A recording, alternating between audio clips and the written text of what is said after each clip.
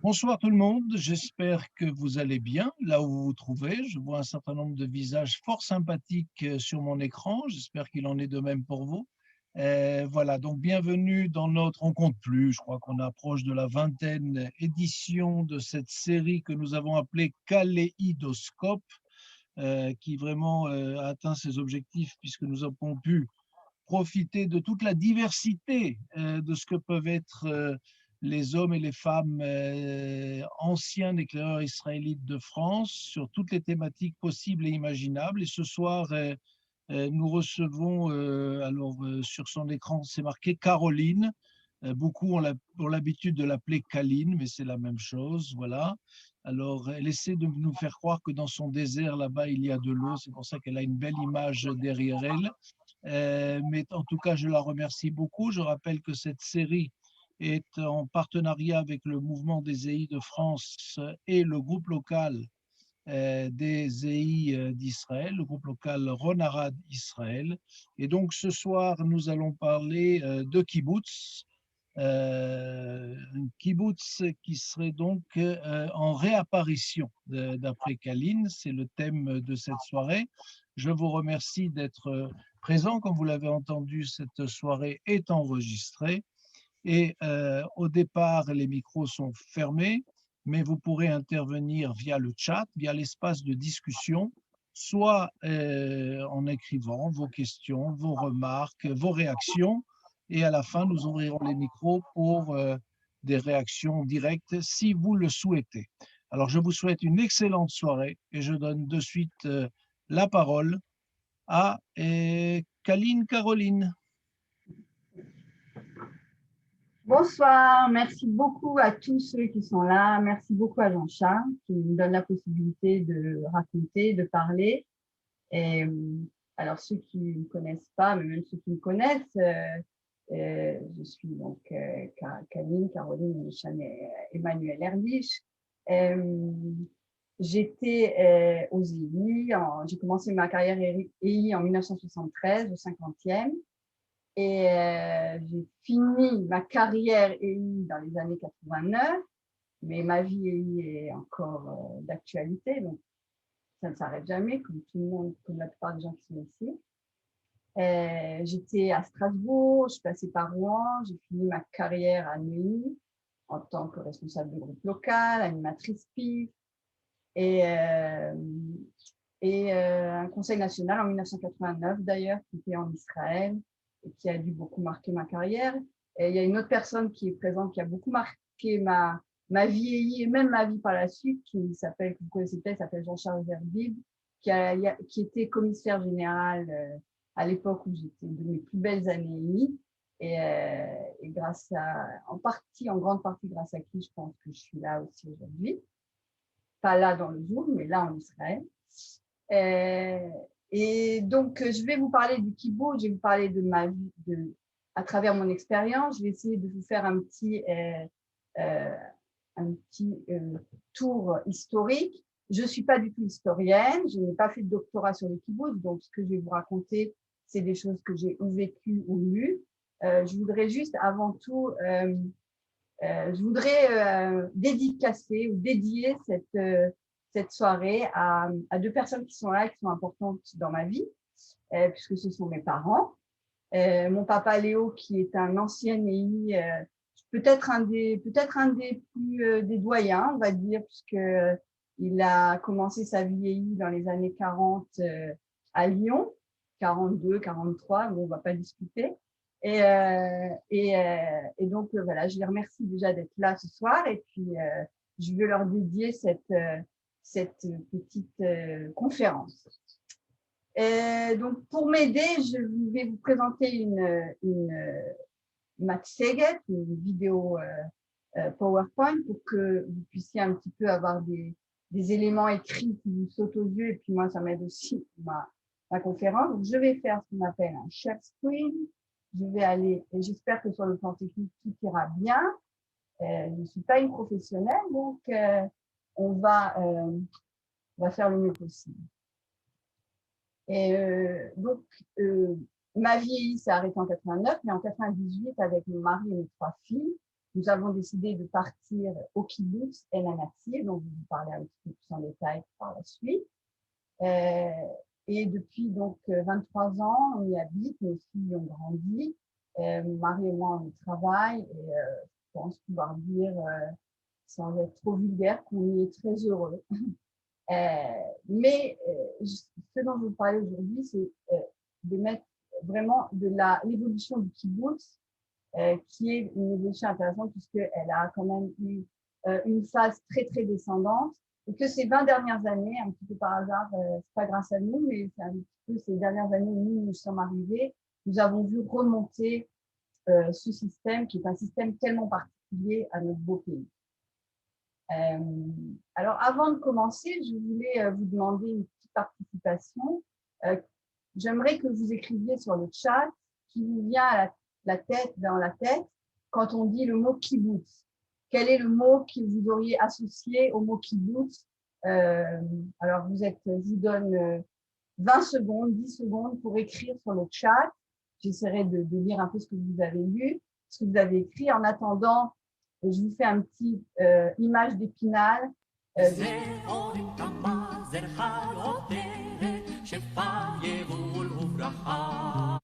Voilà, ça c'est un petit peu l'image d'Épinal du kibbutz, puisque c'est un petit peu l'idée qu'on a eue pendant très longtemps du kibbutz. Alors maintenant, je vais lire rapidement ce que vous avez écrit. Enfin, j'espère que je vais réussir à lire.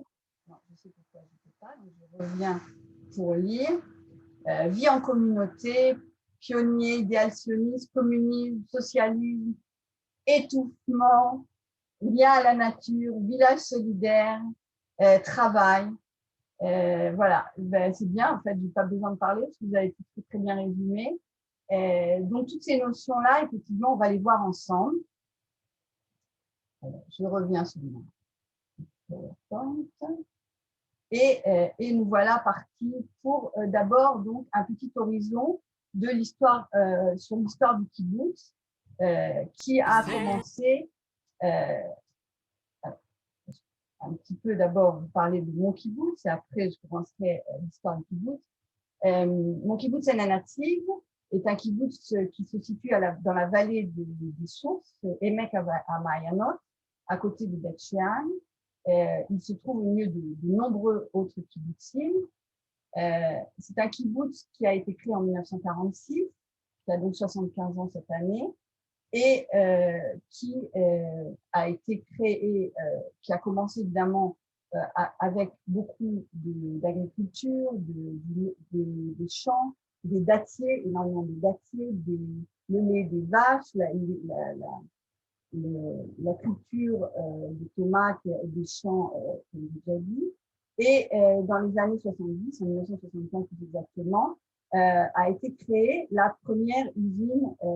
D'abord, comme ça, vous pouvez avoir un peu une vue d'ensemble du kibbutz d'Avion. C'est un kibbutz. Nous avons créé une usine de plastique. Moi, je dis nous, c'est pas moi, mais c'est effectivement en 1975 elle a été créée. L'idée du plastique est venue d'ailleurs d'un Français. Et depuis 1975, cette usine qui a commencé par créer les filets qu'on met autour des grenades ou autour des bouteilles a énormément évolué. Aujourd'hui, c'est un groupe international qui a une usine à Mexico, en Amérique, en Roumanie, qui fabrique du plastique pour l'isolation, pour le packaging et également pour les pièces des voitures à l'exportation. Vous voyez, on s'est beaucoup étendu. Par ailleurs, nous avons une activité sociale qui est très intéressante. Nous avons une midrasha de jeunes filles, c'est-à-dire une yeshiva pour jeunes filles, pour que les jeunes filles de la ville viennent étudier un peu à la campagne après le bac. Nous avons également une maison pour des autistes adultes qui leur permet de vivre ensemble dans un cadre protégé, de travailler et de faire partie de la vie du kibbutz. Et évidemment, nous avons toutes les commissions habituelles du kibbutz, commission d'intégration culturelle, la commission religieuse, puisque nous sommes un kibbutz religieux d'obédience nativa. Nous avons une commission économique, Moi, je m'occupe plus particulièrement de la commission du contrôle. Emmanuel, mon mari, lui, s'occupe actuellement de la commission du sport. Il travaille comme contrôleur de gestion. Moi, je travaille dans l'usine du kibbutz. Bref, depuis 23 ans, on a pu bien s'intégrer. Nous sommes devenus Khaverim, membres du kibbutz, environ 2 ans après notre arrivée, dans les années 2001. Et ce que vous voyez ici, c'est quelque chose que vous avez fait cette année pour les 75 ans du kibbutz. C'est une grande mosaïque composée de petites mosaïques que chaque famille a fait. Et là, je vous ai mis une flèche pour que vous puissiez voir la nôtre, mais on ne voit pas bien. Nous avons décidé de faire quand même un petit clin d'œil à nos origines françaises. Kaline, on ne nous entend plus, on m'entend plus. Kaline, un certain nombre d'amis se plaignent que le son est mauvais. Est-ce que tu pourrais te rapprocher du micro? Oui, pas de problème. Ok, j'espère que ça va mieux marcher.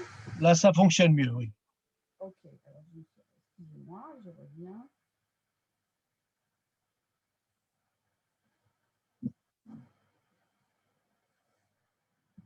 Donc, pour les 75 ans d'En Anativ, nous avons décidé de réunir toutes les familles du kibbutz au travers d'une grande mosaïque qui est sur le mur de notre salle à manger. Et donc, c'est un kibbutz qui aujourd'hui, et depuis 3 ans, a été privatisé. Je vais vous expliquer évidemment exactement de quoi il s'agit. C'est un kibbutz qui, quand nous sommes arrivés, était encore un kibbutz très collectiviste. Il a évolué, comme je vais vous montrer maintenant, à travers de l'histoire des kibbutzim et pour pouvoir vous expliquer qu'est-ce qui s'est passé pour que les kibbutzim changent à ce point. Alors, comme je vous l'ai écrit ici, nous sommes environ 570 membres. Les membres, ça comprend également les résidents, ce qu'on appelle les toshavim, les chaverim, c'est-à-dire les membres du kibbutz, et les enfants, les jeunes, etc. Donc, nous sommes un kibbutz de taille moyenne. C'est pas le plus grand, c'est pas le plus petit, nous sommes de taille moyenne. Alors, maintenant, je vais commencer par vous raconter un petit peu, le plus rapidement possible, l'histoire des kibbutzim. Le premier kibbutz a été créé après la deuxième Aliyah. La deuxième Aliyah était caractérisée par des jeunes qui venaient d'Europe de l'Est, mais qui n'étaient pas du tout religieux et qui ont décidé qu'ils voulaient se regrouper ensemble pour essayer de s'installer dans certains endroits en Palestine, en prenant un peu l'exemple sur ce qui s'appelait à l'époque la commune. Et le premier kibbutz en 1909 qui a été créé, c'est le kibbutz d'Egania, qui existe encore aujourd'hui, qui se trouve sur la route de chez nous, en tout cas à Tibériade, qui aujourd'hui est divisé en 2 kibbutzim, d'Egania Aleph, d'Egania Bet. Et là, comme vous pouvez voir, donc c'est une photo de ce que c'était. À l'époque, on appelait ça une kvutza, un groupe. Kibbutz, le terme kibbutz est venu par la suite. Donc ça, c'était en 1909. Les kibbutzim, par la suite, après la Première Guerre mondiale et la Troisième Aliyah, se sont créés sous l'obédience de mouvements socialistes, mouvements de jeunesse sionistes socialistes, comme la Shomer HaTzaïr.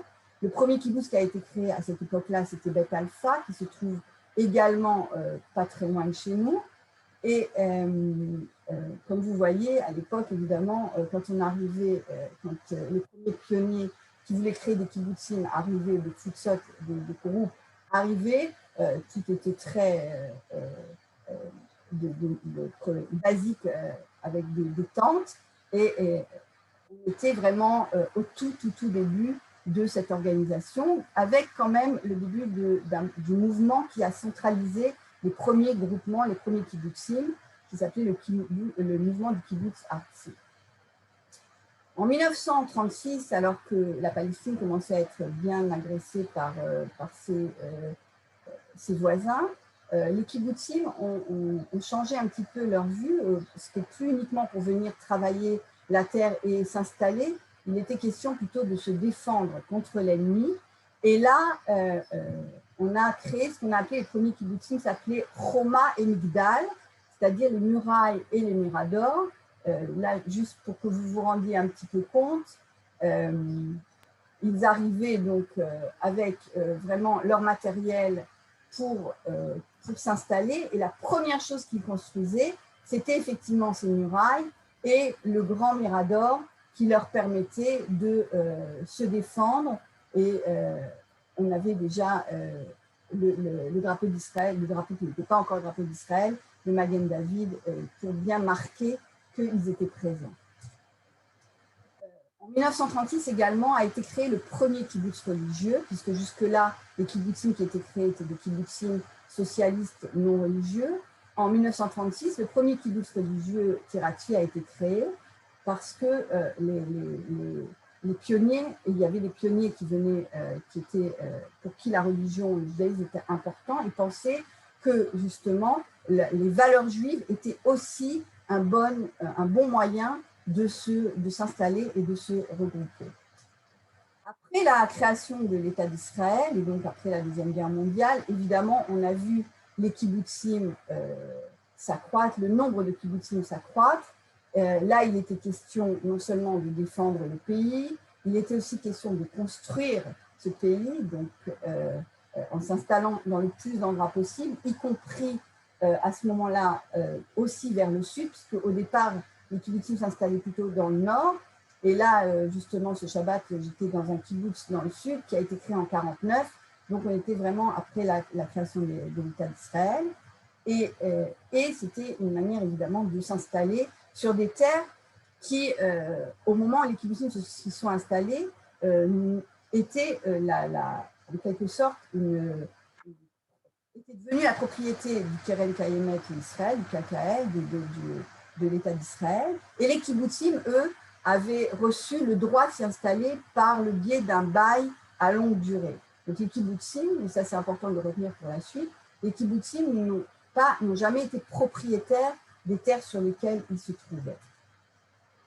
Dans les années 60-70, une fois que l'État d'Israël était déjà bien installé depuis une vingtaine d'années, les kibbutzim avaient bien évolué avec toutes les valeurs, tous les principes qu'on verra par la suite. Les kibbutzim ont commencé à devoir faire face à des conflits que jusque-là, ils ne connaissaient pas, puisque les premiers kibbutzim créés avec les premiers pionniers avaient une volonté commune de s'installer, tout le monde avait plus ou moins le même âge, parce que la plupart c'était des jeunes, et tout d'un coup, avec les années qui passent, la population dans certains kibbutz a commencé à vieillir. Et puis, on a vu surtout arriver dans ces années-là les premiers migrants et migrants des pays de Mizrahim, c'est-à-dire des Sfaradim, les kibbutzim étant largement à majorité ashkénaze. Il a commencé à y avoir des conflits et des tensions entre les Ashkénazim et les Mizrahim. Les Mizrahim s'installaient plutôt dans des moshavim, à côté des kibbutzim, et il y avait pas mal de concours de concours entre les deux, et pas toujours une très bonne intégration de la part des Ashkénazim.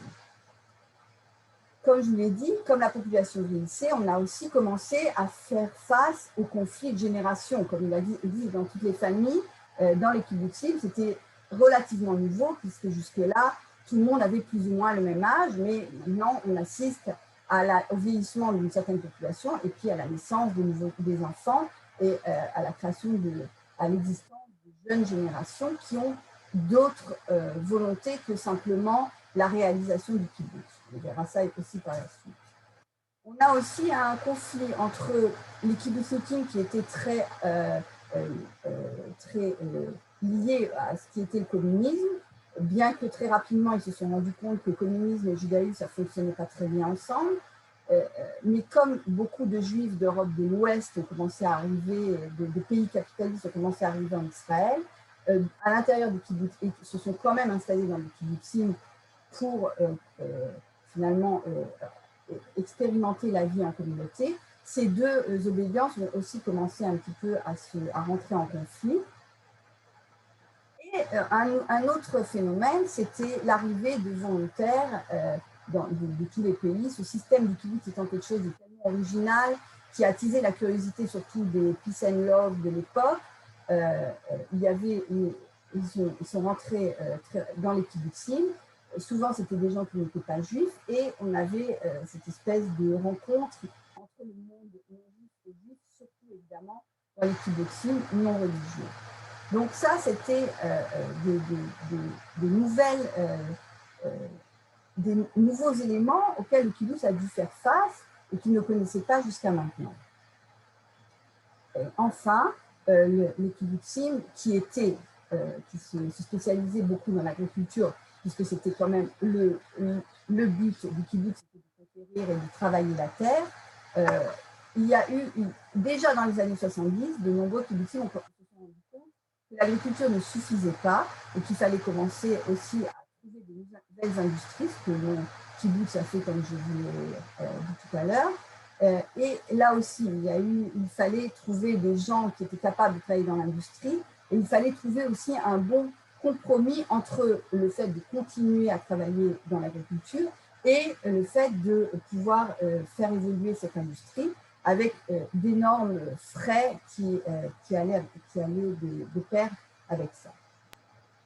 Alors, tout ça, ça nous amène à ces années 80-90 qui, pour les kibbutzim, ont été assez dramatiques.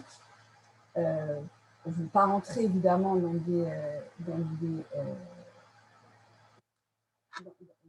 sans faire évidemment des politiques, mais il faut savoir que jusque dans ces années-là, les kibbutzim étaient considérés comme une sorte d'élite dans la société israélienne. Les kibbutznikim étaient des gens qui donnaient de très bons dirigeants politiques, de très bons responsables dans l'armée. Et puis, il y avait quand même cette notion de pionniers qui étaient arrivés les premiers en Israël pour travailler la terre et pour construire le pays, qui fait qu'il y avait quand même une fierté des kibbutzim et une espèce quand même de regard de la part de la société israélienne très admirative des kibbutzim. Ce qui était mérité certainement, mais le problème aussi, c'est que malheureusement, d'abord dans les années 80, le monde a dû faire face à la crise du pétrole. La société israélienne n'a pas évidemment a dû elle aussi y faire face. Et cette crise économique dans le monde a entraîné une crise économique dans le kibbutz qui a été accentuée par le fait que les kibbutzim comptaient énormément sur l'aide de l'État et que lorsque le gouvernement de Menachem Begin est arrivé au pouvoir dans ces années-là, ces aides de l'État ont commencé à être petit à petit, si ce n'est diminuées, complètement enlevées. Et malheureusement, avec la fin de ces aides de l'État, beaucoup de kibbutzim ont fait faillite. Et le problème, c'est que cette crise économique des kibbutzim s'est accompagnée d'une crise identitaire très très forte, avec évidemment une population qui a commencé à quitter le kibbutz. Non seulement parce qu'il y avait des problèmes économiques, mais aussi parce que les valeurs qu'on va détailler par la suite, ces valeurs du kibbutz ne correspondaient plus aux valeurs modernes des jeunes ou des personnes qui auraient pu être intéressées d'y vivre, ou même des jeunes qui vivaient dans le kibbutz et qui regardaient autour d'eux et qui se rendaient bien compte qu'il y avait trop de décalage. Et pour reprendre juste ce problème de la fin de l'aide de l'État, il faut savoir que donc, les kibbutzim avaient des emprunts très importants auquel l'État qui les aidait à se développer. Et ils avaient fait énormément d'investissements, en partie pour pouvoir développer les industries comme on l'a vu. Et avec cette fin de l'aide de l'État, ça a été une catastrophe.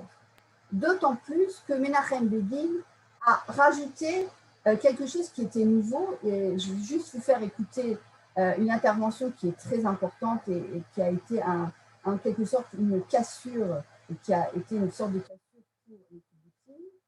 ראיתם את האיש הזה בקיבוץ שיושב לו ככה בבריכת שחייה, כאילו ראיתם איזה מיליונר אמריקני Donc ça, c'est la voix de Menachem Begin. C'est la voix de Menachem Begin qui, pour la première fois, ose dire quelque chose que certainement beaucoup pensaient, c'est que les kibbutzim et les kibbutznikim en particulier vivaient avec un niveau de vie qui ne correspondait absolument pas à la réalité.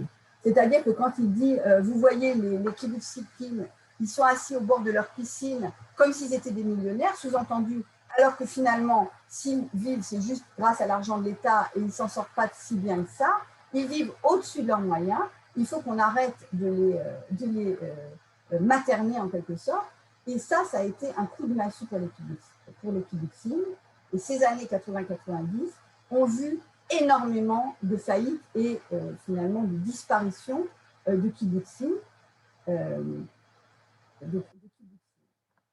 Ça, c'est cette crise économique et surtout identitaire de ces kibbutzim a engendré, comme on fait souvent chez les Juifs, une pensée de comment on va s'en sortir. Au lieu de baisser les bras en disant bah, c'est fini, il n'y aura plus de kibbutzim en Israël, ce qui aurait pu, ça aurait pu être. On pourrait dire qu'à partir du moment où le kibbutz n'est plus conforme à la société et ne sait pas s'adapter surtout à cette société, il n'a plus de raison d'être. Mais la force aussi des organismes, des mouvements qui centralisaient les kibbutzim et des kibbutznikim eux-mêmes, dont faisaient beaucoup partie les créateurs, a fait qu'il y a eu beaucoup de réflexions et on a pris en compte l'évolution de certains principes du kibbutz. Il a fallu se rendre compte qu'on ne pouvait plus continuer à vivre comme on vivait dans les années 50 ou 60, et que comme la société moderne évoluait, il fallait que le kibbutz sache s'adapter à cette évolution. Ça a été vraiment une grande rupture, mais ça a été le début d'un nouveau départ, en quelque sorte.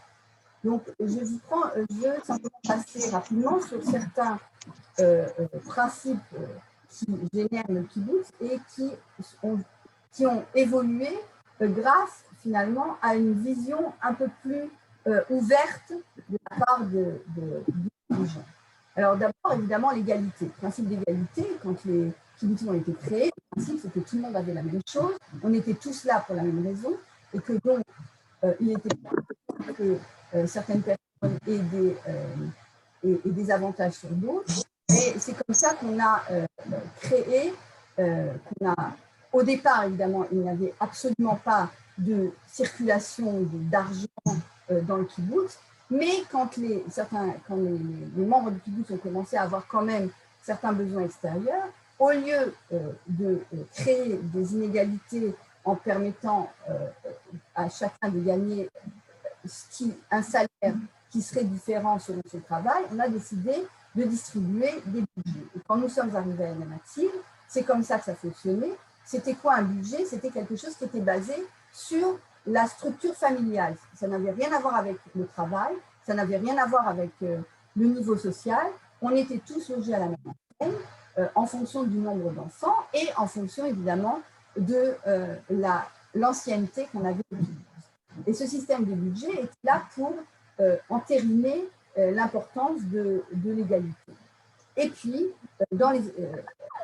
vous avez dû certainement entendre parler des fameuses assemblées dans les kibbutzim, on voit ça aussi dans les films, mais chaque semaine, si ce n'est plus, les kibbutznikim se rassemblaient en général dans les salles à manger, dans les chadar okhel du kibbutz, et là, ils prenaient des décisions sur tout, afin qu'il n'y ait pas d'inégalité entre les gens. Chaque demande était finalement analysée et acceptée ou refusée par l'assemblée du kibbutz. Vous connaissez la chanteuse Naomi Shemer, vous connaissez certainement l'histoire. C'était quelqu'un, c'était une grande musicienne. Enfin, on voyait qu'elle avait déjà des qualités de musicienne. Elle avait demandé à faire des études à Jérusalem pour pouvoir se spécialiser dans la musique. Mais comme elle était dans le kibbutz qui s'appelle Kinneret, et comme l'Assemblée générale s'est rassemblée et qu'il n'était pas question qu'elle ait un avantage par rapport à d'autres, sa demande a été refusée et c'est une des raisons pour lesquelles elle est partie.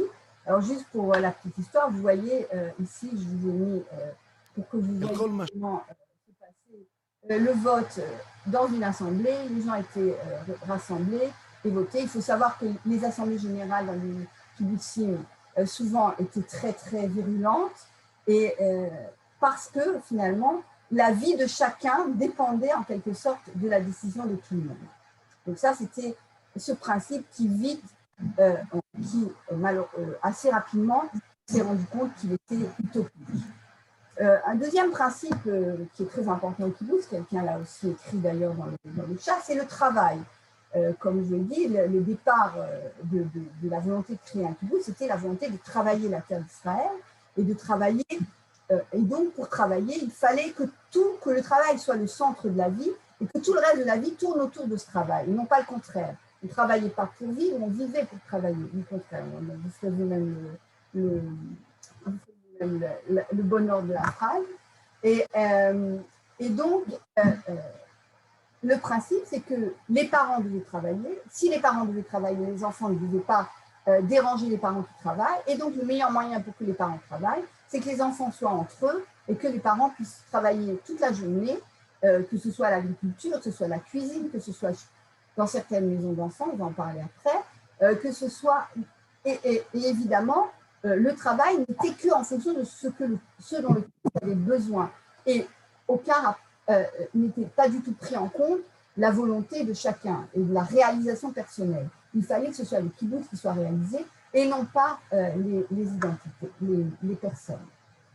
Donc là aussi, je vous ai mis, alors ce n'est pas dans le bon ordre, mais vous avez par exemple, juste pour que vous rendiez compte ici, voilà, ça c'était ce qu'on appelle le Sadran Avoda, c'est-à-dire que les gens se levaient le matin, ils allaient au tableau et ils allaient voir où ils allaient travailler. Ce n'était pas chacun qui disait ce qu'il voulait faire, c'était le kibbutz qui décidait ce que chacun devait faire là où on avait besoin de lui. Et à droite, vous voyez quelqu'un que certains connaissent, qui n'est bien que mon mari, et qui aujourd'hui, qui parfois aussi travaille avec les vaches, sachant que en plus du travail, il y avait également ce qu'on appelait les Torah Miyot, les services qui étaient, lorsqu'il fallait faire la traite des vaches la nuit, quand il fallait garder le kibbutz, et ça, quand nous sommes arrivés au kibbutz, moi je faisais le service à la lingerie le Motzei Shabbat pour que les soldats puissent avoir leur linge à temps, et Manu justement, lui, faisait la traite des vaches pour que le Shabbat, puisque c'était un système qui était autorisé et que notre lait devait être vendu pour les Tnuva Badat, c'est-à-dire streng kasher.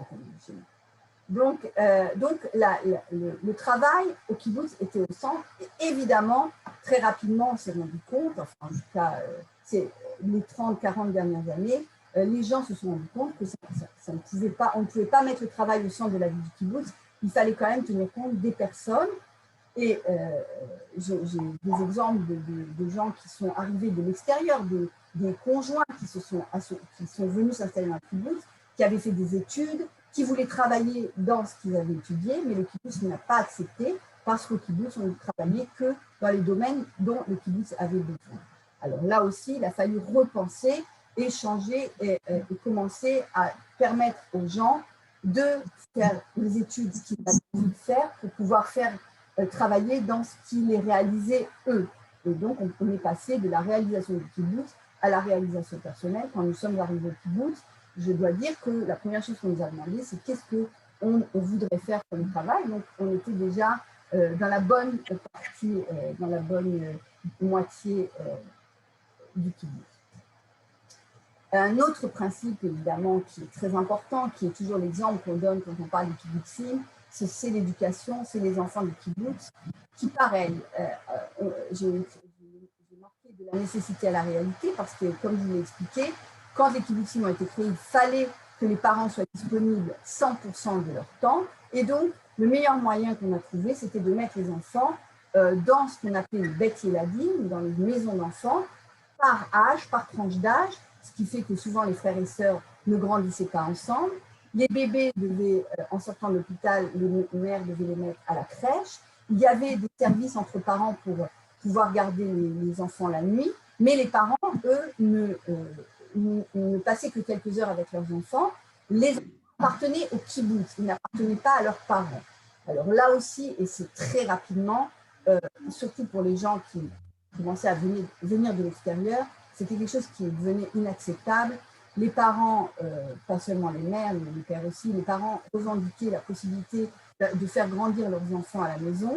Et dans notre kibbutz, en 1975, je crois environ, ce qu'on appelait la Leina Meshutefet, le fait de dormir ensemble, a été annulé et les enfants sont venus s'installer à la maison, ce qui a entraîné aussi des changements structurels, puisque les maisons, évidemment, n'étaient pas du tout faites pour les enfants.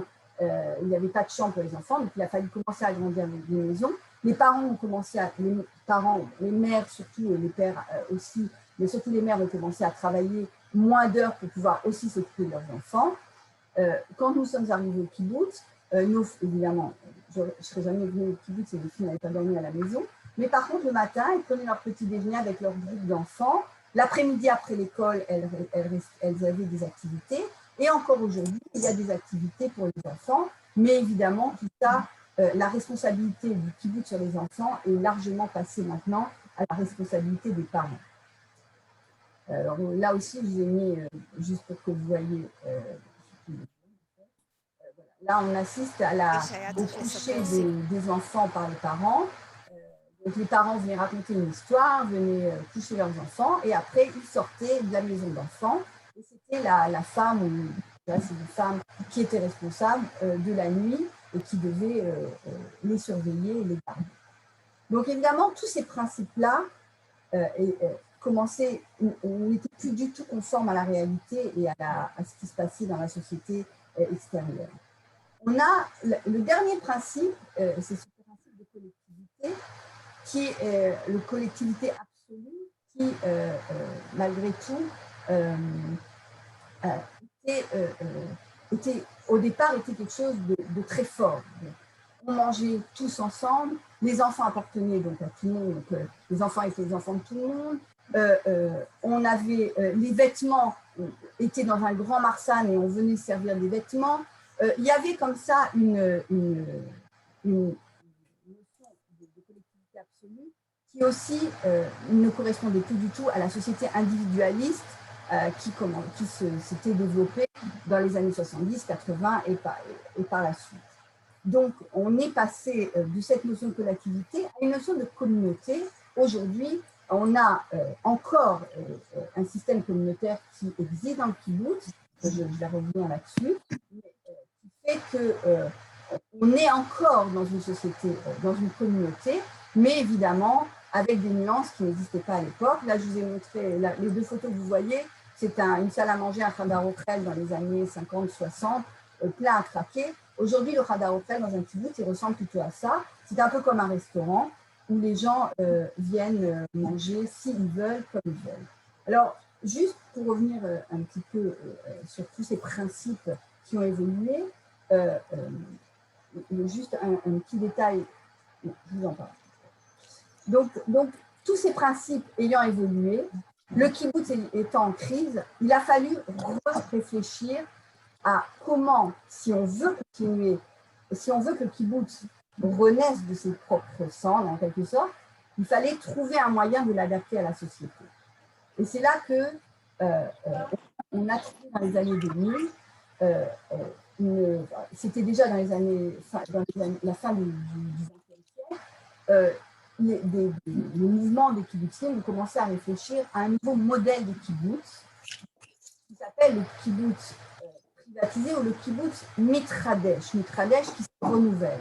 C'est-à-dire que des gens, à mon avis, très intelligents, ont dit on ne veut pas la fin du kibbutz, mais on veut un kibbutz qui soit adapté à la vie moderne. Alors, beaucoup vont me dire, mais c'est plus du tout le kibbutz, etc. Mais ce que je veux vous prouver, enfin, essayer de vous prouver, c'est qu'on peut encore parler de kibbutz, mais c'est un kibbutz moderne, un kibbutz privatisé qui est, je pense que de la même manière que le judaïsme a évolué, qu'on a un judaïsme moderne orthodoxe qui est quand même orthodoxe mais qui est moderne, on peut parler du kibbutz moderne privatisé, un kibbutz qui s'est renouvelé. Alors, la première chose qui a été faite lorsque on s'est rendu compte des problèmes économiques du kibbutz, c'est que finalement, jusqu'à nous, en tout cas, quand nous sommes arrivés, tout ce qui était la communauté et les branches économiques étaient imbriqués les uns dans les autres. Ça veut dire quoi? Ça veut dire que ce soit les salaires des travailleurs qui étaient reçus ou les dépenses, les budgets qui étaient payés aux travailleurs étaient payés à l'aide finalement de ce que l'agriculture ou l'industrie, les dattes, les vaches ou notre usine de Paltic pouvaient gagner comme argent. Et ça c'était un imbriquement qui n'était pas sain, qui était problématique sur le plan financier. Et donc, la première chose que la plupart des kibbutzim ont fait, c'est de séparer entre ce qu'on appelait la Kehila, la communauté, et le Meshek, c'est-à-dire les branches économiques, en disant la communauté va vivre avec les salaires des Chaverim et les loyers des maisons ou les loyers qu'ils perçoivent pour certains établissements. Et les branches économiques, de leur côté, vont fonctionner avec leurs dépenses et leurs entrées. Et on va faire en sorte que ça soit séparé pour que si, il y a une faillite, par exemple, dans l'usine, la communauté soit protégée, ou bien si la communauté dépense trop d'argent, que les branches économiques puissent continuer à être quand même bénéficiaires. Donc la première chose qui a été faite, c'était ça. La deuxième chose, c'est qu'on a commencé à privatiser certains domaines du kibbutz. La nourriture, par exemple. Quand nous sommes arrivés, on est arrivé, en fait, on s'installait à la salle à manger, au Khadar Ochel, et on mangeait comme on voulait, autant qu'on voulait. Personne ne comptait, ce qui a engendré aussi beaucoup de gâchis et aussi un manque de responsabilité par rapport aux dépenses que les Chaverim faisaient. Et donc, on s'est rendu compte que si, au lieu de laisser les gens dépenser, laisser les gens finalement agrandir le trou de la Kehila en quelque sorte en exagérant avec la nourriture, on pouvait finalement prendre la somme, le montant qui est dépensé en nourriture, le diviser par le nombre de Chaverim et distribuer en tant que budget c'est ce montant par mois pour chacun, pour chaque famille. Et donc, chacun décidera combien il veut manger. D'abord, il va gérer évidemment beaucoup mieux la manière dont il va manger et dépenser son argent pour la nourriture. S'il n'a pas envie de manger au Khadar Ochel, il peut garder l'argent et celui qui arrive à faire des économies sur la nourriture, il pourra peut-être se payer des vacances. Enfin, bref, c'est une des premières choses que la plupart des kibbutzim commencent par faire. Après, il y a eu l'électricité, c'est-à-dire qu'au lieu de dire que c'est le kibbutz qui paye l'électricité, chacun a un compteur, reçoit un budget pour l'électricité et doit se limiter dans ce budget. Et si il arrive à dépenser moins, au moins c'est gagné pour lui. C'est-à-dire qu'on commence à éduquer les Chaverim vers une certaine indépendance. Et juste pour la petite histoire, dans mon kibbutz, il y a une dizaine d'années, je pense, peut-être un peu plus, on a décidé d'ouvrir un compte Chaverim. Jusque-là, on n'avait pas de compte en banque, on avait une carte bancaire, mais le compte qui était débité par cette carte n'était pas un compte personnel, c'était le compte du kibbutz. Simplement, nous, on était limité par le budget qu'on avait. Et le trésorier du kibbutz a décidé qu'il valait mieux que chacun ait son compte en banque. C'était surtout pour protéger les Chaverim, cas où il y aurait un problème dans le kibbutz. Et je travaillais avec quelqu'un qui était un enfant, une personne qui est née au kibbutz parmi les premiers. Et donc, ses parents avaient à l'époque 92, 93 ans. Et un jour, il est arrivé comme ça au bureau. Il me dit, tu sais ce que j'ai fait aujourd'hui? J'ai ouvert le premier compte en banque de mes parents. À 92 ans, c'était très, en même temps émouvant, mais en même temps incroyable, de se dire que c'est le fils qui allait ouvrir le compte en banque de ses parents qui avaient 92 ans. Donc, c'était des choses comme ça. Les Chaverim commençaient à rentrer dans le système de l'indépendance économique et commençaient à apprendre à gérer ce qu'on appelle de l'argent. Ce n'était plus un mot vulgaire, on pouvait commencer à utiliser de l'argent. La troisième chose que les gens qui ont réfléchi à comment préserver le kibbutz, comment sauver le kibbutz, c'est la parcellisation du kibbutz. On en a parlé ce Shabbat justement au kibbutz, on était dans le sud. C'est-à-dire que, comme je vous ai expliqué au tout début, la terre des kibbutzim ne leur appartient pas. On est en bail amphithéotique, un bail à longue durée. Mais il y a possibilité, il y a des accords avec le KKL, avec les autorités foncières israéliennes, pour que les kibbutzim, les chavérim des kibbutzim puissent eux-mêmes reprendre les terrains aussi en bail à longue durée pour le moment, parce que c'est toujours pas possible de les acheter. Et surtout, de nombreux kibbutzim ont commencé à répartir les terrains en fonction de chaque famille, de chaque maison, pour que, au moment venu, les chavérim qui jusque-là n'avaient rien à laisser à leurs enfants, par exemple, en héritage, aient quelque chose de concret à eux, parce que malgré tout, ils avaient travaillé des années, ils ont donné beaucoup au kibbutz. Donc, la possibilité d'attribuer des terrains aux membres a permis de commencer en quelque sorte un chemin vers la propriété foncière pour les chavérim. Et le dernier stade que nous, au kibbutz, on a vécu il y a 3 ans, c'est la privatisation totale du kibbutz, à savoir passer de ce qu'on appelle le kibbutz shitufi, le kibbutz collectif, au kibbutz mitradesh, c'est-à-dire renouvelé, avec finalement une indépendance économique complète, totale pour les chavérim, qui vont percevoir un salaire. Le système des budgets est complètement annulé, donc ils vont commencer à percevoir des salaires en fonction du travail qu'ils vont faire. Les salaires, donc ça c'est la grande révolution, ils vont devoir payer pour les services du kibbutz, jusque-là la lingerie, le jardin, tout ce qui est jardinage dans le kibbutz, tout ce qui est piscine dans le kibbutz, tout ce qui était donc service du kibbutz était entièrement payé par la Kehila, par le kibbutz lui-même. Et donc là maintenant, à partir du moment où les chavérim, les membres du kibbutz vont percevoir leur salaire, ils vont également devoir payer pour les services du kibbutz. Ils vont payer une arnona aussi soit la moatza, soit enfin, en général c'est à la moatza ou la moatza, quelqu'un va me dire ce que c'est en français, le conseil régional, c'est ça. On va payer au conseil régional. Les kibbutzim vont commencer à s'acheter des voitures, ce qui était jusqu'à présent interdit, puisqu'on avait le droit d'utiliser que les voitures qui étaient dans le parking, le parking du kibbutz. Et puis, pour les personnes âgées qui n'étaient plus en âge de travailler, elles vont commencer à percevoir une vraie retraite.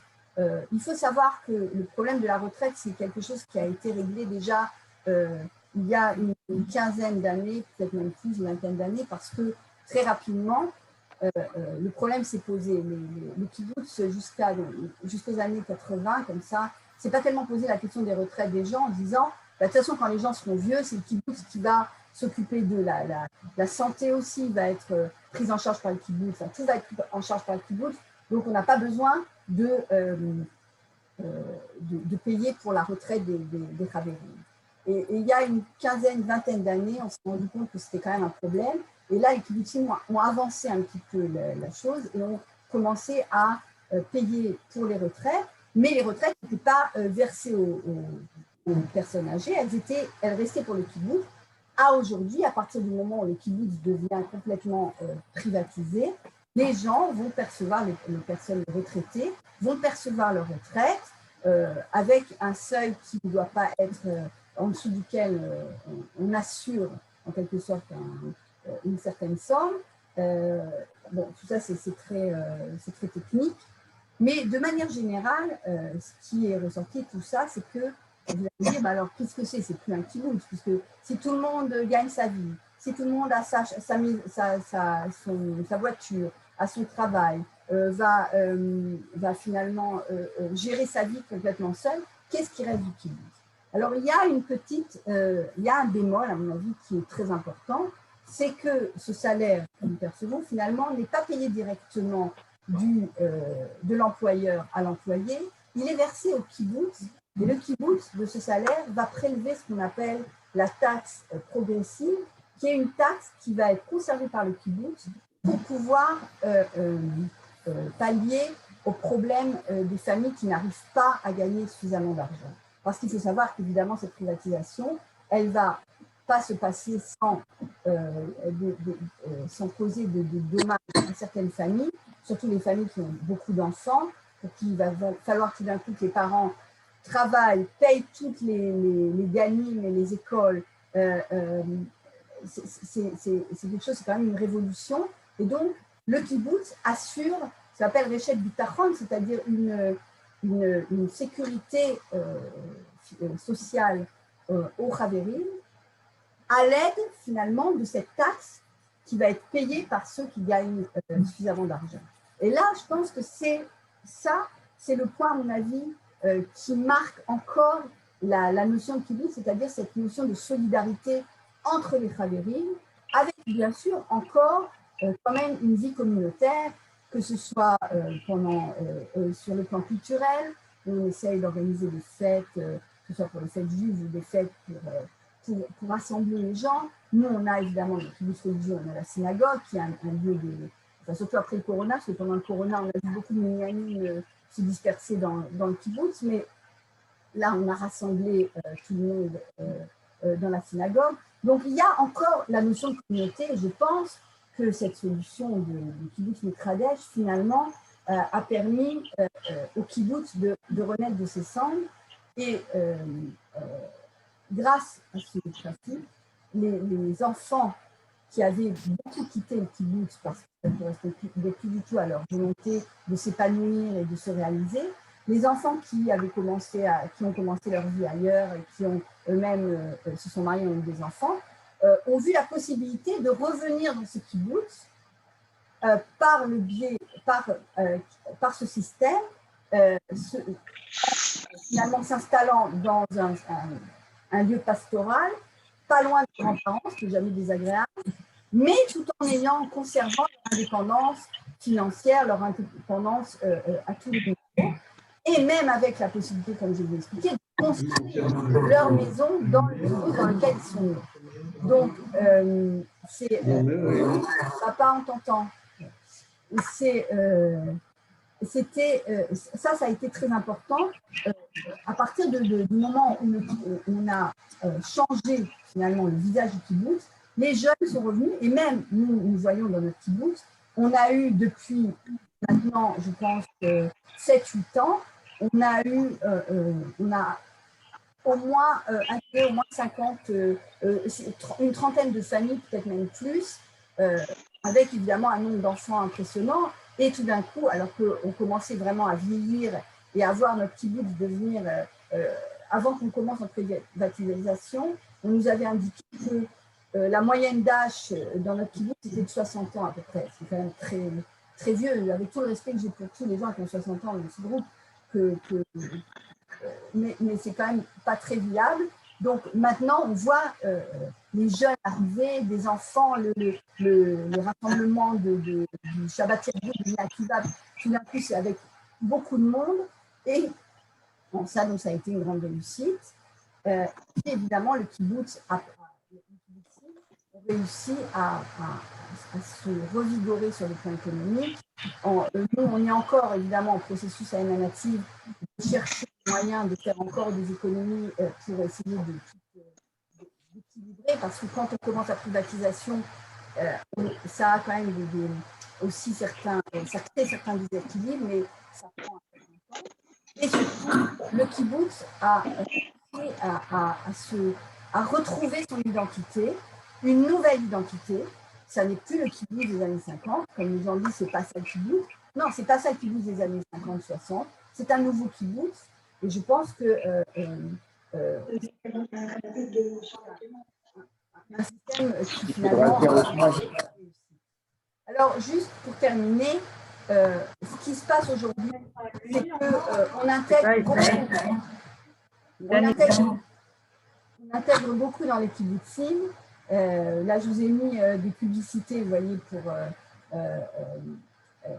pour montrer que les kibbutzim qui ont fait maintenant leur privatisation font leur marketing, font la publicité pour que les gens aient envie de venir chez eux en disant chez nous, alors attendez, parce que comme je là, il y a écrit Efshar Latia Lachem Chaverut, c'est un jeu de mots, mais pour dire, en même temps, Latia Chaverut, en général, ça veut dire on veut que quelqu'un devienne notre ami, mais Chaverut dans le kibbutz, c'est aussi de devenir membre du kibbutz, parce que ce kibbutz Netradesh, ce kibbutz renouvelé, permet de s'intégrer en tant que membre, pas en tant que simple résident, en tant que membre, qui permettra aux gens qui vont arriver de participer aux décisions du kibbutz, de construire leur propre maison dans le kibbutz et même de pouvoir participer aux bénéfices du kibbutz quand il en fait. Donc, cette intégration dans les kibbutzim, elle est de plus en plus forte. Je vais vous montrer quelques chiffres dans quelques secondes. Il y a également aussi, mais ça, longtemps, un programme qui s'appelle Beit Rishon Moledet, qui est un système d'intégration pour les Olim Hadashim qui voudraient commencer leur intégration en Israël par l'intermédiaire du kibbutz. Bon, il y a des tas de conditions, c'est des jeunes couples avec des enfants, mais c'est aussi une manière d'intégrer. Donc, ce qui montre que le kibbutz aujourd'hui est de mettre un système en voie de réapparition, c'est que premièrement, les kibbutzim intègrent de plus en plus de familles, que deuxièmement, il y a une volonté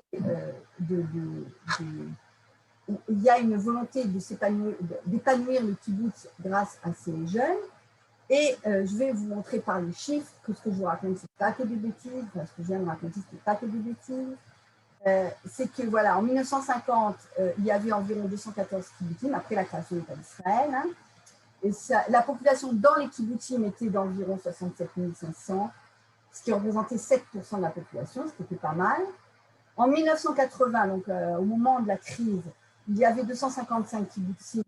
La population représentait environ 2,9%, avec quand même 111 200 Chaverim et résidents. À l'époque, la plupart, c'était des membres.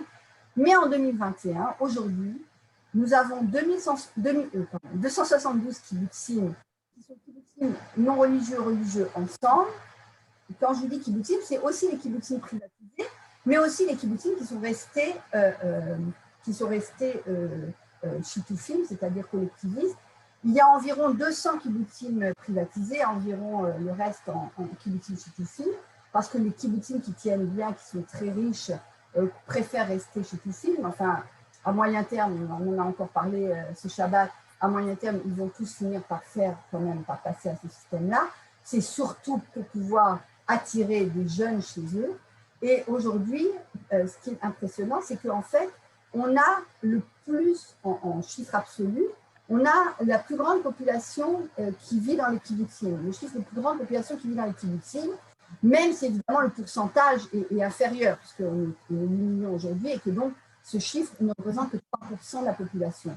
Mais ça veut quand même dire qu'on est aujourd'hui, on a réussi à remonter la pente et à être, et j'espère vous avoir prouvé que le kibbutz est vraiment un système en voie de réapparition. Et évidemment, vous êtes invités à venir voir de vos propres yeux. Et voilà, maintenant, j'ai fini de parler et je vous ai. Merci beaucoup, Kaline. Un petit peu dommage, tu as eu des problèmes de micro quand tu t'éloignais de quelques centimètres. Mais bon, j'espère qu'on a pu… Je peux recommencer si vous voulez. Il n'y a aucun problème. Tes parents et Sophie sont d'accord, donc ça devrait aller. Il n'y a pas de souci pour les autres. Alors, il y a eu, merci beaucoup, il y a eu quelques questions et réactions et j'ai donné la possibilité à tout le monde de réouvrir les micros. Ça s'est entendu d'ailleurs à un moment. C'est le problème quand on ouvre les micros, tout le monde ne sait pas le manager.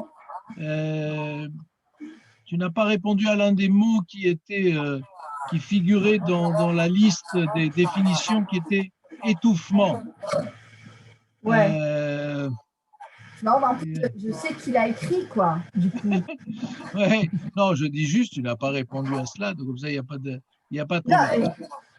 Alors, non, juste une question de Héloïse, dont on reparlera peut-être, puisque Héloïse, justement, organise des visites au kibbutz. Est-ce que le management du kibbutz a été pensé en amont? L'organisation de la direction du kibbutz, est-ce que ça a été prévu en amont ou est-ce que c'est chemin faisant que les choses se sont faites? faut que je comprenne exactement la question. Quoi exactement a été prévu en amont? Je n'ai pas bien compris ce que ça veut dire. Si Héloïse est encore là, elle peut peut-être ouvrir son micro Ouais. et Oui, bonsoir. répondre. Bonsoir Héloïse. Allô? Allô, vous m'entendez? Voilà. Vous m'entendez là? Donc, non, mais c'est aussi parce qu'on parle plus de notions théoriques de gouvernance globale. Et donc, par exemple, je voulais savoir si au moment où il y avait toutes ces créations de kibbutz, il y a eu des réflexions sur comment est-ce qu'on gouverne le kibbutz ou est-ce que c'est venu en effet en marchant et on a appris. Attendez, j'arrête ma vidéo, ce sera plus sympa. Voilà, comme ça. C'est ce que j'allais dire. T'entends plus. Kaline, tu n'as plus de... Ouvre ton micro. Voilà. Ah oui, d'accord. Ouais. Voilà. C'est toi qui m'as fermé le bec, non? Non. Bon. Ok. Vous m'entendez? Oui, oui, très bien. Alors, le management du kibbutz, en fait, a évolué même déjà avant, c'est-à-dire déjà avant le début de la privatisation, etc.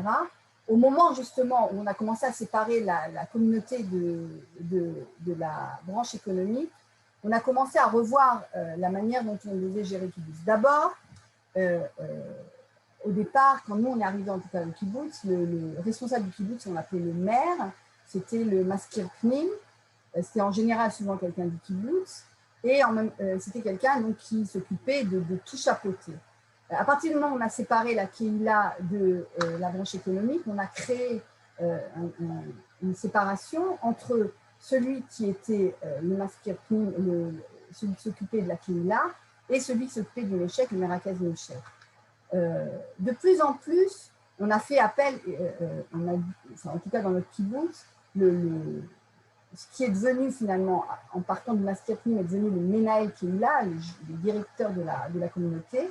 De plus en plus, on l'a trouvé à l'extérieur parce que c'était une fonction qui était un peu compliquée pour les gens du kibbutz, non pas compliquée en tant que niveau, mais au niveau, en tant qu'implication personnelle, c'était un peu compliqué. On s'est rendu compte que finalement, il y avait des gens, des professionnels, c'était leur métier, ils avaient appris ça, qui pouvaient gérer le kibbutz.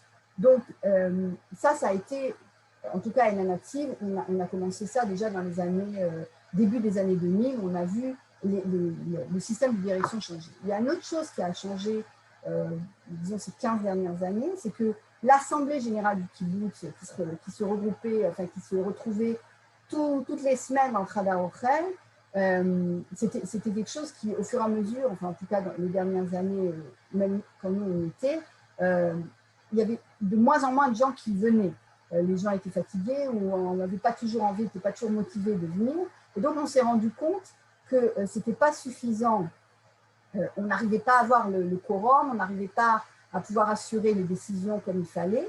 Et donc il a été décidé d'élire ce qu'on appelait une moatsa, c'est-à-dire une assemblée réduite. C'est-à-dire qu'on choisit tous les 4 ans 23 travérim qui vont constituer en quelque sorte l'assemblée diminuée, enfin pas diminuée, réduite, qui elle, celui qui va être élu donc, dans cette moatsa s'engage à venir tous les 15 jours, ça dépend de la fréquence des réunions. Et donc, de ce fait, la plupart des décisions en kibbutz se prennent de moins en moins, comme on l'a vu à main levée, évidemment, dans l'Assemblée générale au Hadar Ochel. Elles se prennent, en tout cas les décisions qui demandent l'avis de la totalité des Chaverim, se prennent dans les urnes. Et même depuis quelques temps, depuis quelques semaines, on a un système par téléphone, une application dans le téléphone qui nous permet de voter à distance. Ne même pas avoir besoin de se présenter physiquement. On a mis un système, une application qui nous permet de le faire. Donc effectivement, premièrement, la direction a changé avec deux directions parallèles, qui est la direction de la communauté et la direction des branches économiques. Et en bas, c'est peut-être ça que tu appelles en amont, je ne sais pas si c'est ça, je ne suis pas très forte, je n'ai pas bien… en bas, on a finalement… En aval. Ça, c'est l'aval en bas. Amont, c'est la montagne et aval, c'est la vallée. Ah, merci. Merci, maman. On t'entend. Alors… J'ai une question. Attends, papa. Attendez, elle n'a pas terminé. Attendez. Donc, en bas, dans l'aval, Jean-Charles, mets-les en mute là, parce que c'est pas possible. En aval, c'est effectivement, on a décidé qu'il fallait permettre, il fallait qu'il y ait des réunions. Les réunions devaient se tenir parce qu'évidemment, il faut qu'il y ait des discussions. On ne peut pas juste prendre des décisions, il faut qu'il y ait des discussions avant les décisions. Mais ces discussions se prennent à 23 ou à 14, 15 et non plus avec tout le monde, avec la moitié des gens qui n'arrivaient pas et finalement des décisions qui ne représentaient pas assez l'ensemble des Khaderim. Je ne sais pas si ça répond un peu à ta question, Paël. Alors, avant de passer la parole à Léo, il y a d'autres membres d'autres kibbutzim qui sont présents. Et Marco Sarabia du kibbutz Tsuba, pas très loin de Beth Shemesh, on est dans les forêts de Jérusalem, a demandé à prendre la parole. Marco. Je peux parler? Tu peux parler, Marco. Qui parle le premier? Marco. Non, c'est Marco qui va parler et après, ça sera Léo. Marco, s'il te plaît. Bonsoir et merci pour cet exposé. J'ai eu du mal à entendre un peu parce que le son était très haché. Donc, de ce que j'ai compris, vous avez fait un exposé assez complet de toutes les étapes d'évolution du kibbutz. Je voudrais rajouter quelque chose. Et tout d'abord, le rôle du mouvement kibbutzi. Moi, kibbutzi, elle a eu un rôle très, très important dans la coordination entre les kibbutzim et même la formation des kibbutzim à gérer leur kibbutz. Et donc, qu'est-ce que c'est ce bruit là? J'entends un écho. C'est ton micro, Kaline. C'est ton micro qui fait écho. Ah, voilà. Vas-y. Parfait.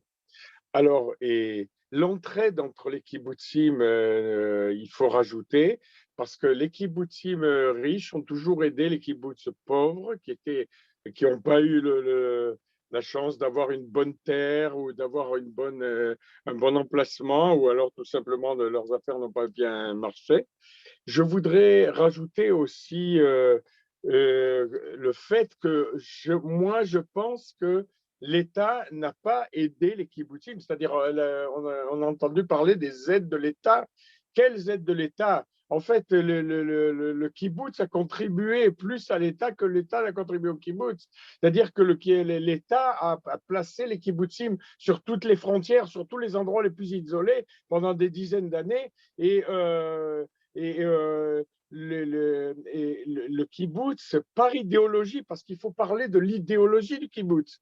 Les kibbutzim ont renoncé à la propriété de la terre. Elles n'en ont que l'usufruit. Seuls certains kibbutzim, comme Givat Brenner, ont eu la clairvoyance d'acheter leur terre. Mais par idéologie, parce qu'ils ne pensaient jamais qu'on deviendrait un pays ultra-capitaliste, ils ont renoncé à la propriété de la terre et ils n'en ont que l'usufruit. Et donc, à tout moment, l'État ne peut ne pas renouveler le bail. Alors, je voudrais dire qu'il existe encore des kibbutz qui sont restés communautaires, et il y en a beaucoup, plus qu'on ne le croit, et ces kibbutz communautaires sont restés ensemble, pas toujours pour des raisons économiques, mais surtout aussi pour des raisons d'idéologie. Parce que l'idéologie a été le moteur de notre avancée. Moi, je suis dans un kibbutz communautaire complètement. Je suis dans ce kibbutz 32 ans, et toute ma vie adulte pratiquement. Eh bien, je peux vous dire que la plupart des décisions cruciales ont été prises beaucoup pour des motifs idéologiques, et il s'avère que ça a été payant à long terme du point de vue économique. C'est-à-dire l'économie a suivi l'idéologie et pas le contraire. Et voilà. Et puis pour expliquer les privatisations, il faut quand même rappeler que la crise des kibbutzim, ça n'est pas à cause de Begin. Begin, on s'en fiche de ces campagnes électorales où il a voulu tout simplement flatter ses électeurs en calomniant les kibbutzim. Les kibbutzim vivaient simplement. Ça n'est pas vrai qu'ils vivaient au-dessus de leurs moyens. Ils vivaient très, très, très modestement. Et bien, la vraie raison de leur chute, ça a été l'inflation galopante et l'inflation qui a fait rendre leurs emprunts pratiquement insolvables. Alors, au bout d'un moment, l'accord des kibbutzim a permis de faire un accord avec les banques et avec l'État. C'est-à-dire les banques, elles ont profité, elles ont récupéré pas mal de choses des kibbutzim, parfois des usines, parfois des terres, et l'État aussi a récupéré des terres de cet accord des kibbutzim. Donc tout le monde y est sorti gagnant. Alors, je crois que c'est très important de dire que l'idéologie kibbutzide n'est pas encore morte et qu'elle vit encore de différentes manières. Le kibbutz a tout le temps évolué. Il a tout le temps essayé d'adapter aux besoins. C'est vrai, parfois en retard, parfois maladroitement, parfois un peu autoritairement, mais dans l'ensemble, le chaver, le membre, le camarade est de plus en plus au centre des préoccupations du kibbutz et moins la collectivité, effectivement. Et voilà, je dis que l'exemple du partage maintenant, il rayonne sur beaucoup de domaines, même en ville, même dans le plus grand des capitalismes. Par exemple, les autos qu'on prend de 1 heure à 2 heures en Tel Aviv, c'est le principe du kibbutz. Le principe de la Coupatrolim, la coopérative médicale, c'est aussi le principe du kibbutz, c'est le principe de la répartition et de la coopérative à but non lucratif. Et je crois que le kibbutz n'a pas fini de rayonner. Voilà. Merci beaucoup. Merci Marco. Juste deux petites choses. D'abord, merci beaucoup et c'est très intéressant. Il y a une chose, l'idéologie, je suis tout à fait d'accord avec Marco, mais ce que je pense, en tout cas ce que j'ai vu dans notre kibbutz et ce qu'on a vu aussi, on en a parlé encore ce Shabbat à Machavé Sadeh, c'est que l'idéologie, c'est important. Le problème, c'est la population. C'est-à-dire quand un kibbutz devient vieux et que la population ne se renouvelle pas, il faut trouver des solutions. Et je pense que c'est une des raisons pour lesquelles, en tout cas chez nous, on a trouvé cette solution parce qu'on se rendait compte que sinon les gens ne venaient pas. La deuxième chose dont je n'ai pas du tout parlé et je veux juste préciser, c'est que à aujourd'hui, malgré la privatisation, le kibbutz continue encore à soutenir les chavérim, par exemple au niveau de la santé. Les chavérim doivent cotise dans les coupatrolim, mais le kibbutz continue à payer une grande partie qui permet aux chavérim d'avoir une assurance complète. Et ça, c'est très important, et d'autant plus pour les personnes âgées. Merci. Alors, il y a eu un certain nombre de remarques sur le chat. Pendant que Léo rouvre son micro, dans une seconde, il va pouvoir parler. Qui tournait autour de la question des enfants dans les kibbutzim, avec des conseils de livres. Je suppose qu'ils sont en ivrite. Les conseils Michel, qui est d'un kibbutz pas très loin de chez toi, conseille le livre Arba Shaot Beyom, donc sur le vécu des mères qui ont dû se séparer de leurs enfants. Marianne nous parle d'un autre livre, Là où nous sommes chez nous, de Maxime Léo. Donc, allez récupérer les informations. Paul Sidoun nous fait remarquer, c'est marrant. Tu m'entends? Un instant. C'est marrant, les kibbutznikim privatisent leur voiture et en France, on fait de l'autopartage. Voilà.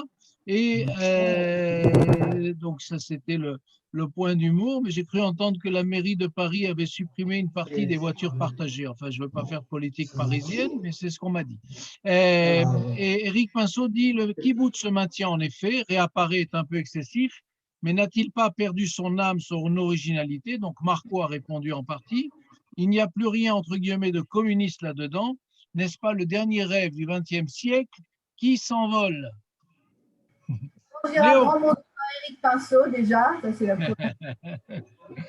Bon, Bonjour ma fille. Montpellier est en Attends, papa, force. c'est pas encore toi, je suis désolée. Encore une seconde, papa. Combien de temps 2 secondes. c'est Juste passé? pour l'âme du XXe siècle, le communisme, la vérité, le communisme dans les kibbutzim, il a disparu quand même assez rapidement, encore une fois, parce que même les pionniers se sont rendus compte que le communisme n'était pas vraiment l'ami des Juifs. Mais bon, je pense que la solidarité est socialiste, en tout cas. Je pense qu'il y a encore un esprit socialiste dans le kibbutz, ça, je pense. Voilà.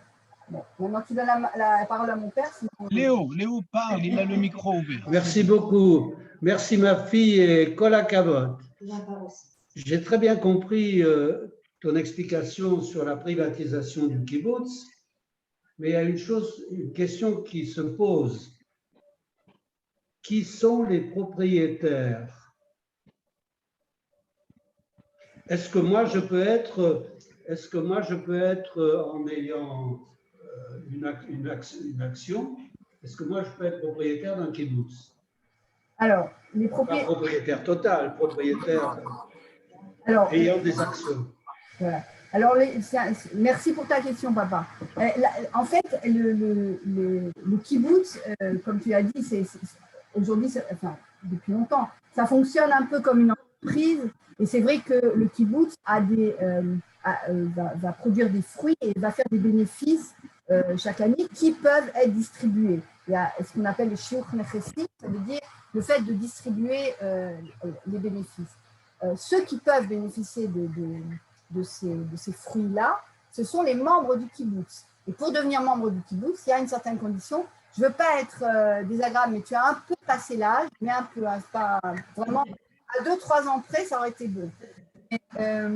Ce que je veux dire, c'est que le propriétaire du kibbutz, c'est l'ensemble des kibbutznikim, c'est les membres du kibbutz. Et donc c'est eux qui sont propriétaires.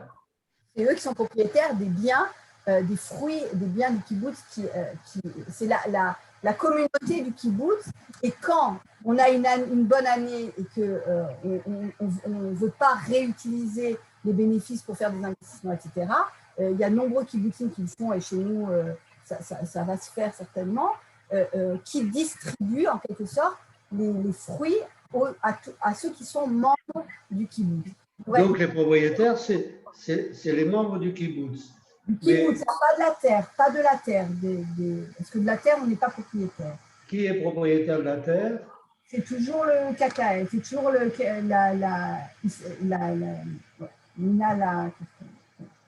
Donc je ne peux pas acheter des actions d'un kibbutz et être en partie. C'est impossible. Non, pas possible. Au niveau de l'industrie. Et est-ce que c'est envisageable? Je ne sais pas, papa, ça c'est une question trop compliquée. Mais par contre, notre usine a failli être en bourse, et là, tu aurais peut-être pu acheter. Pardon? Notre usine Palsiv a failli être en bourse, et là, tu aurais peut-être pu acheter des actions, mais finalement, on est en bourse. C'est dommage, parce que si le kibbutz est très très rentable, comme l'est le vôtre, ça vaut la peine d'avoir des actionnaire. C'est vrai. Alors là, on est carrément sorti du communisme. Alors là, on en est loin. Mais c'est comme ça maintenant aux c'est comme ça maintenant en URSS, en Russie. Il y a des actionnaires en Russie. Je ne sais pas si l'URSS a été un jour communiste. Ça, c'est une autre question. Mais on ne va pas tout traiter ce soir. Merci beaucoup. OK. Alors, je ne sais pas s'il y a d'autres questions, mais je te propose peut-être... alors, il y a un certain nombre il y a notre ami Claude qui nous explique l'économie des communs, des licences libres et le partage. Il parle de Linux, etc., etc. Donc, je pense qu'il y a plus de partage dans ce monde. mais là, on rentre sur d'autres sujets. Donc, ce que je te propose peut-être, c'est de conclure par rapport à ton intervention et je reprendrai la parole derrière toi. Mets ton micro, voilà. Mets ton micro, c'est beaucoup mieux pour parler avec le micro. Beaucoup mieux. Tu voulais donner la parole à Héloïse, non? Elle a parlé, non? Non, elle a juste posé une question. Ah, maintenant elle veut parler. Alors, si elle veut parler, il n'y a pas de problème. Ouais. Bonsoir, merci beaucoup, Kéline. Non, je voulais juste profiter de la conférence de ce soir. Justement, comme t'expliquais qu'il y avait une réapparition du kibbutz et que les gens s'y intéressaient à nouveau, y compris les jeunes familles. En ce qui me concerne, j'ai eu l'occasion en fait de me rendre compte qu'en effet, il y avait des jeunes familles qui s'y intéressaient, des Olim aussi qui ne connaissaient pas vraiment le kibbutz de l'intérieur. J'ai donc pris l'initiative d'organiser des visites de kibbutz. D'abord, pour vous dire donc deux choses, qu'en effet, j'organise ces visites et que régulièrement, je propose de faire visiter divers kibbutz où je peux entrer, où j'ai des contacts, comme par exemple au kibbutz Tsuba avec Marco. On a pu faire une visite vendredi dernier. Et également, vous faire partager qu'on constate en effet que les jeunes s'y intéressent à nouveau, mais que en fait, c'est compliqué de savoir comment ça fonctionne et par où rentrer pour avoir de l'info, pour envisager la vie là-bas et pour savoir juste quel est le chemin à prendre. Bon, en tout cas, ça montre en effet de mon côté que les jeunes s'y intéressent. Et après toute cette période de corona, qui cherchent une vie plus communautaire et moins individualiste. Je peux poser une question? Merci. Je peux? Je ne sais pas qui pose cette question. Et oui, on peut poser une question. Charles. Oui. Oui. Alors, j'ai deux petites questions pour Caroline. Qu'est-ce qu'elle pense que les mitnachalim aujourd'hui n'arrêtent pas de dire que c'est eux qui ont repris l'idée du kibbutz? Ça, c'est une première question. La deuxième, je suis déjà un petit peu, peut-être même un peu triste, puisqu'elle a rapport avec votre kibbutz, la région de Beit Shean. Tout d'abord, vous savez, aux années 70-80, avec l'arrivée de Manitou à Jérusalem, et j'ai discuté un peu avec lui au niveau du volontariat. Et lui-même, il m'a dit, je pense qu'on fait une grande erreur d'envoyer le volontariat au kibbutz, alors que nous avons des problèmes dans les villes de développement. Et lui-même a créé, était parmi les créateurs du mouvement Kaklef, qui a amené des volontaires pour les villes de développement. À partir de là, moi-même, j'ai eu une impression ou un petit goût amer quand je rencontrais les gens de Beit Shean, qui pensent que les kibbutzim de votre région, pas le vôtre peut-être, mais de votre région, ont poussé sur leur dos. Et derrière vous, vous avez par exemple un cours d'eau qui est très gentil, mais il est ouvert à tout le monde.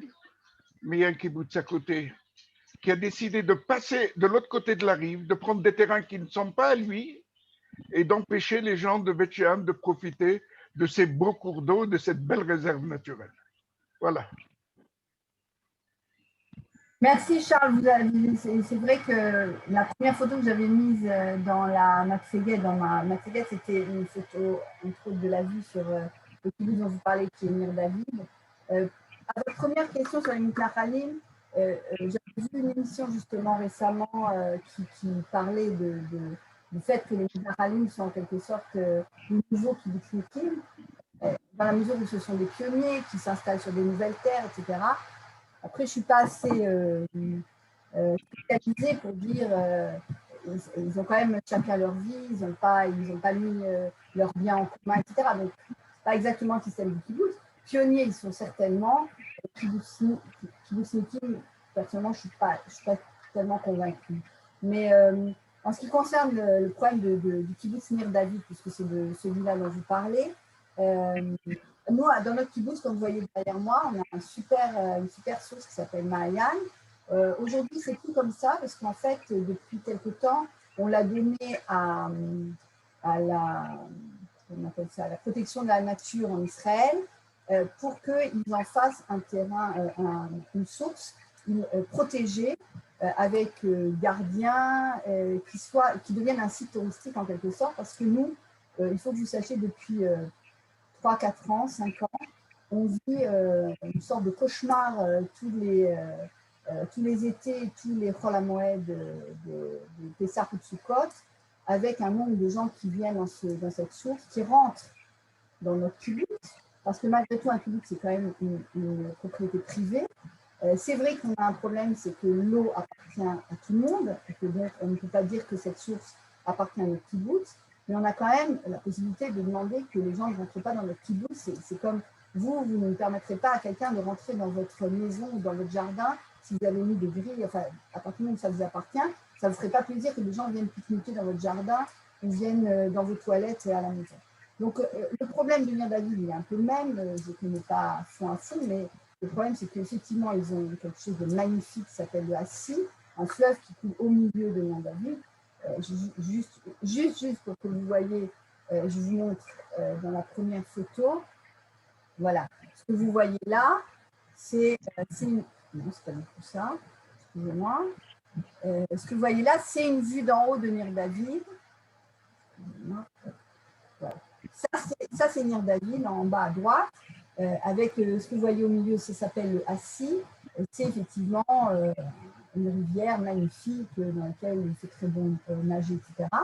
Le problème des gens de Bethshan, etc., c'est que l'entrée du kibbutz Nir David ne peut pas être donnée à tout le monde. Et que donc, ils voudraient accéder à ce Hassi, mais les gens de Nir David le disent, vous ne pouvez pas rentrer chez nous comme on rentre dans un moulin. Et donc là, en ce moment, c'est aux tribunaux. Il y a une décision de limiter à certains morceaux, mais ce qui est horrible, en fait, dans toute cette histoire, c'est que c'est un peu c'est de nouveau comme ça une espèce de conflit vis-à-vis des kibbutznikim qui finalement ont tous les avantages et aucun inconvénient, et que donc pourquoi eux et pas nous, etc.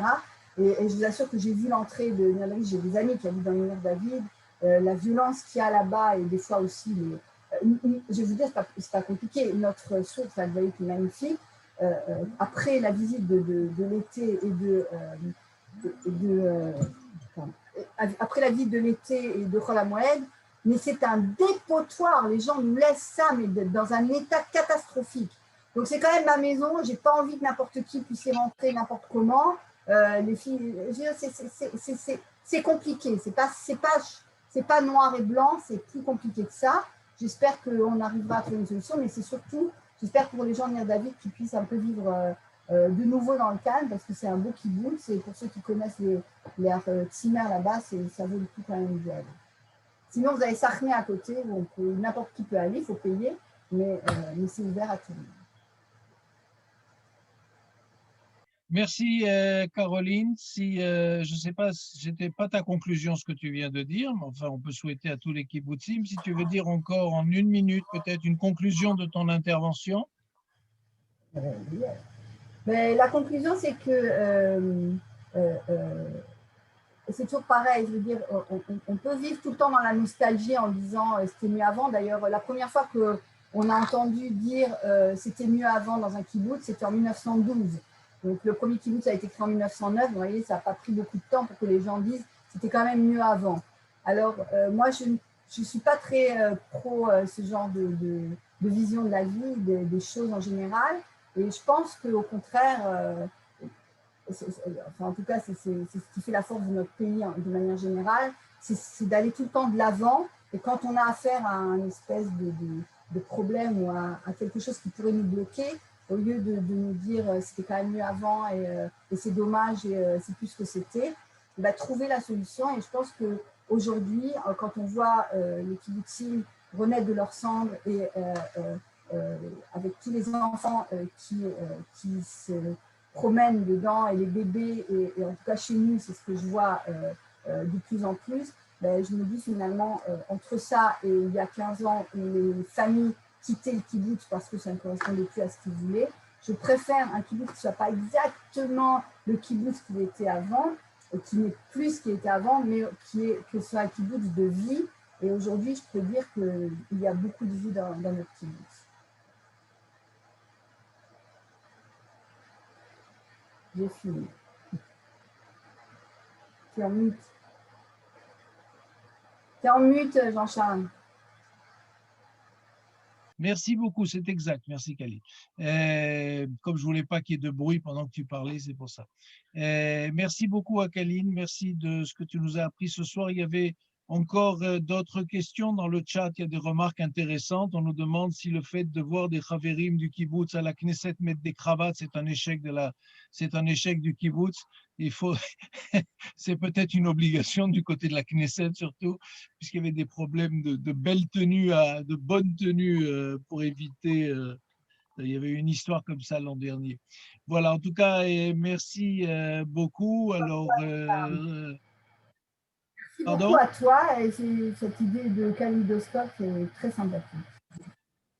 Eh ben, merci beaucoup. Donc, on continue encore une fois avec tous nos partenaires et tous nos amis. La semaine prochaine, on change de registre et de pays, puisqu'on va avoir on a la chance d'avoir deux Chazanim, Claude Henel et Michel Eman, qui vont nous parler de promenade autour de la liturgie ashkénaze alsacienne. Donc ça, c'est la semaine prochaine à la même heure par le même canal. C'est en Zoom. Et pour tous ceux, donc ça, c'est pour tout le monde. Mais pour tous ceux qui vivent en Israël, il y a un nouveau projet qu'on a appelé Shabbat Bagan. Et donc le Shabbat 19 juin, la journée uniquement du 19 juin, essentiellement autour d'un pique-nique à Baka, le quartier de Baka, Moshava Germanite, à Yerushalayim, à Jérusalem. Nous nous retrouverons. Voilà, donc l'association est très dynamique et propose un certain nombre d'activités à ses membres. Alors, on vous donne rendez-vous. Je te remercie encore une fois, Kaline. À très bientôt dans ton kibbutz. À très, très bientôt dans ton kibbutz.